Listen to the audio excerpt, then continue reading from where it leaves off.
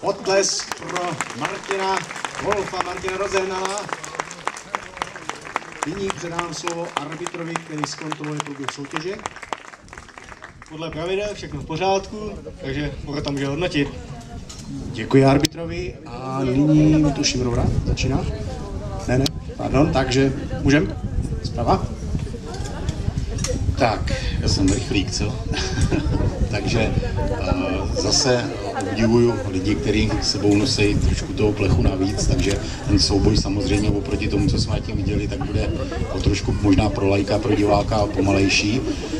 Co se mně na tom nelíbilo, tak hlavně v té druhé fázi toho souboje opět jsem tím, že jedete, byl tam zas do štítku jako sek, vlastně vyznačkovaný na hlavu a v podstatě kryt přímo jakoby už postavený k tomu a chybilo mě tam malinko jakoby, než spolu vlastně dojde ke kontaktu, trošku to jakoby rozbít, jakože to je, jakou jsem věděl, kam to asi půjde, nebo jakoby, abych to tomu partnerovi urychlil, jako, nebo ulehčil, jakoby, jo.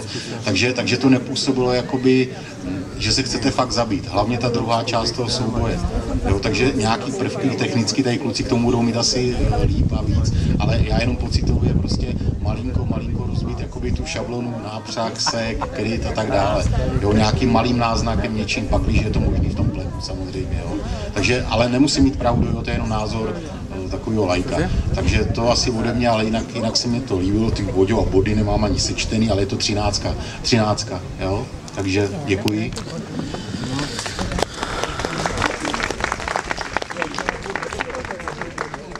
Mně se taky líbí, když teda je to šermířský souboj a je v plechách. Trošku je škoda samozřejmě, že kvůli tomu, že máte přilby, nejsou vidět žádné emoce, že na tom souboji nejsou, není tam vidět důvod, proč jste se vlastně chtěli zabít. Oceňuji hudební doprovod, byť jednoduchý, jenom jednu věc, mohl by se třeba stupňovat ke konci, aby teda bylo vidět, že to někam spěje, protože v tom souboji samotném to moc vidět není.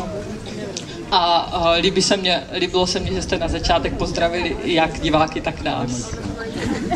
A za mě je to 14 bodů.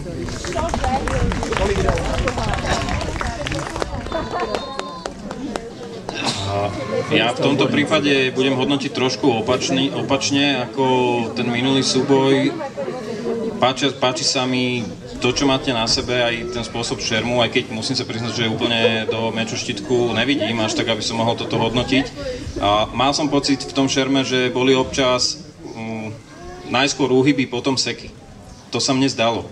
Takže ono to naozaj môže, to čo Mišak povedal, že niekedy to nevyzeralo, že sa chcete zabiť, a to ešte viac dôraznilo.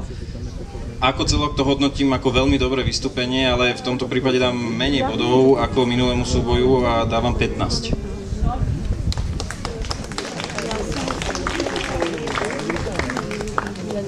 Tak v podstatě už všechno bylo tak nějak řečeno. Já jsem jenom chtěl pochválit, že tam bylo vidět nasazení několik technik, třeba páka nějaká tam byla, to jako oceňuji. Za to jsem taky dal body nahoru. Že dávám 14 bodů. Děkuji.